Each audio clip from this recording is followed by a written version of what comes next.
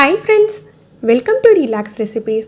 இன்றைக்கி நம்ம சிறுதானியங்களை வச்சு ஒரு அருமையான விருந்து எப்படி தயார் பண்ணுறதுன்னு பார்க்கலாம். முதல்ல வெள்ளைச்சோளத்தில் எப்படி இட்லி தோசை மாவு தயார் பண்ணுறதுன்னு பார்க்கலாம். சிறுதானிய சோளம் 1 கப் அளவுக்கு எடுத்திருக்கேன். வெள்ளைச்சோளம் 1 கப் அளவுக்கு இட்லி அரிசி சேர்த்துக்கலாம்.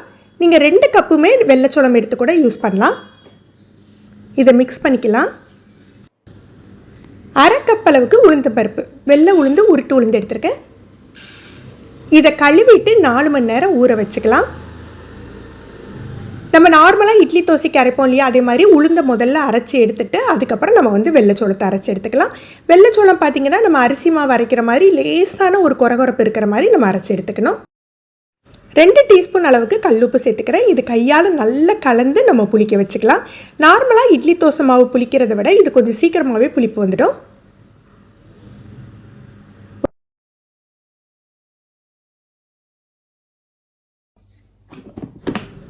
ஒரு 7 மணி நேரம் ஆயிருக்கு. மாவு நல்லா புளிச்சு பொங்கி வந்துட்டு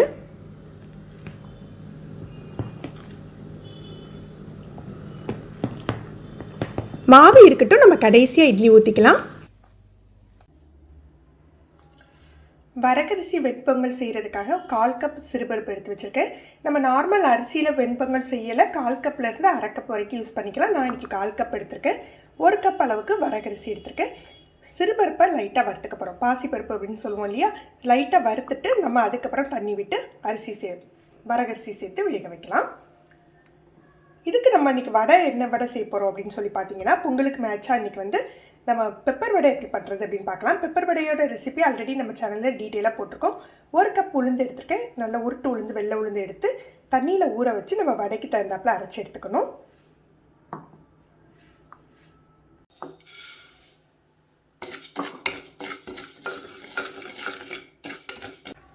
தண்ணி அளவு பார்த்தீங்கன்னா, வழக்கமாக நீங்கள் 1 கப்புக்கு 3 கப் அளவு தண்ணி வைப்பீங்க அப்படின்னா இதில் 1 கப் எக்ஸ்ட்ரா வச்சுக்கோங்க. பொங்கல் குழைய இருந்தால் தான் உங்களுக்கு நல்லாயிருக்கும். நீங்கள் குக்கரில் வைக்கிறதா இருந்தாலும் 1 கப் வரகரிசி எடுத்துக்கிட்டிங்கன்னா 4 கப் தண்ணி வச்சு வேக வச்சுக்கோங்க.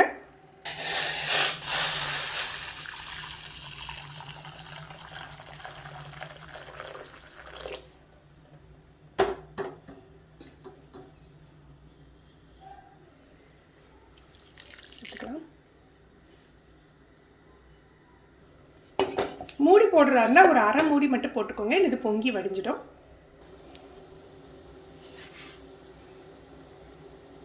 இப்போ நம்ம வரகரிசி சேர்த்தலாம்.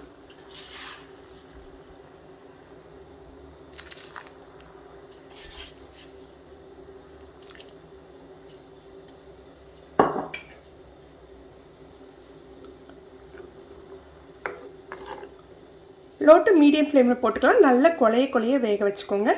ஒரு 2 டீஸ்பூன் மிளகும் 2 டீஸ்பூன் ஜீரகமும் எடுத்துருக்கேன். இதை ரொம்ப நைஸாக பவுடர் பண்ணாமல் கொரன்னு தட்டி எடுத்துக்கோங்க. மிளகு, ஜீரகம், கொஞ்சமாக துருவின இஞ்சி, கருவேப்பிலை, முந்திரி பருப்பு எடுத்து வச்சுருக்கேன். இதெல்லாம் நெய்யில் தாளித்து கொட்டிடலாம். நல்ல கொலைய வெந்துட்டு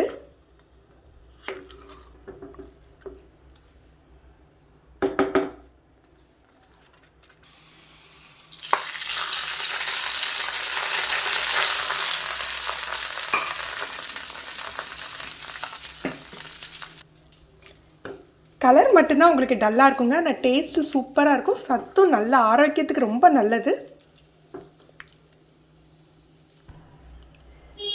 வடை மாவு ரெடி ஆயிடுச்சு. இதில் உப்பு, நம்ம அடித்து வச்சுருக்கோம் இல்லையா மிளகு ஜீரகத்தூள், உங்களுக்கு காரத்துக்கு தேவையான அளவுக்கு சேர்த்துக்கோங்க. அப்புறம் கொஞ்சமாக கருவேப்பிலை. இதை பிசைஞ்சு சுட்டு எடுத்துடலாம். நம்ம நார்மலாக உளுந்து வடை செய்கிற மாதிரி நடுவில் ஹோல் போடணும் இல்லைங்க. இது லைட்டாக அப்பம் மாதிரி தட்டி போட்டு எடுத்துக்கலாம்.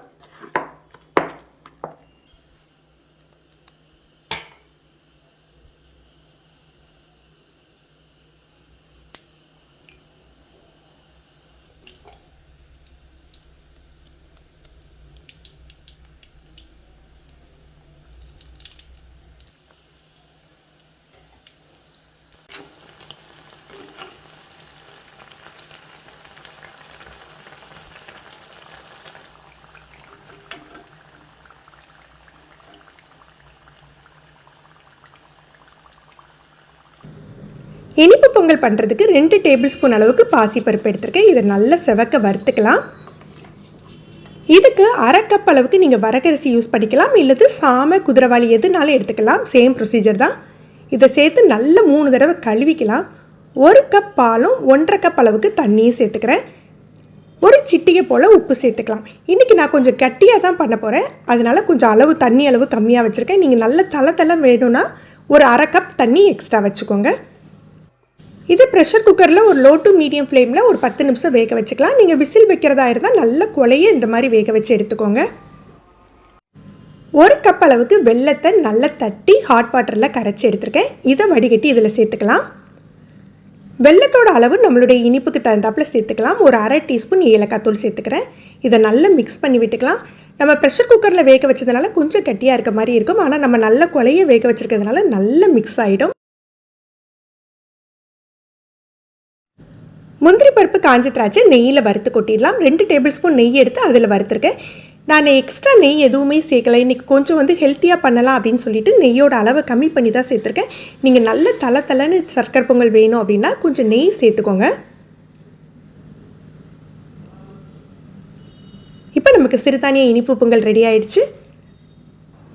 நம்ம வெள்ளைச்சோள மாவில் இட்லி ஊற்றிடலாம். நான் இன்றைக்கி துணி போடாமல் எண்ணெய் தடவிட்டு தான் இட்லி ஊற்ற போகிறேன். நார்மலாக இட்லி தோசை மாவு நம்ம ஊற்றி இட்லி பண்ணுவோம் இல்லையா, அந்த மாதிரியே பண்ணிக்கலாம்.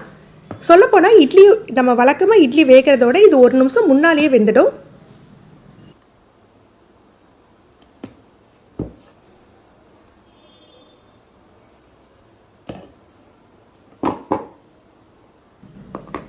இட்லி ரெடி ஆயிடுச்சு. வெள்ளைச்சோளத்தில் பண்ணியிருக்கோமே சிறுதானிய இட்லி எப்படி இருக்கும் அப்படின்னு சொல்லிட்டு கொஞ்சம் டவுட் இருக்கும். நான் உங்களுக்கு எடுத்து காட்டுறேன் பாருங்கள், எந்த அளவுக்கு சாஃப்டாக இருக்குன்னு பாருங்கள்.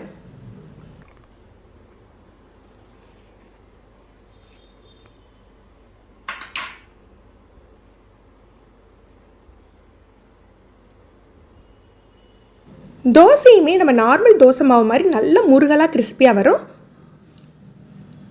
இன்றைக்கி நம்ம ஒரு காலை விருந்து மாதிரி நம்ம சிறுதானியங்களை வச்சு சமைச்சிருக்கோம். நான் செஞ்சுருக்க சாம்பார் பார்த்திங்கன்னா நார்மல் கிள்ளி விட்ட சாம்பார், மிளகாய் கிள்ளி சாம்பார் தான் செஞ்சுருக்கேன். இதோட ரெசிபி ஆல்ரெடி நம்ம சேனலில் போட்டிருக்கோம். இன்னொரு வீடியோவில் நம்ம மதியம் விருந்து சிறுதானியம் வச்சு எப்படி செய்கிறதுன்னு பார்க்கலாம். ஃப்ரெண்ட்ஸ், நீங்களும் இந்த ரெசிபி ட்ரை பண்ணி பாருங்கள். இந்த வீடியோ பிடிச்சிருந்ததுன்னா லைக் பண்ணி கமெண்ட் பண்ணுங்கள்.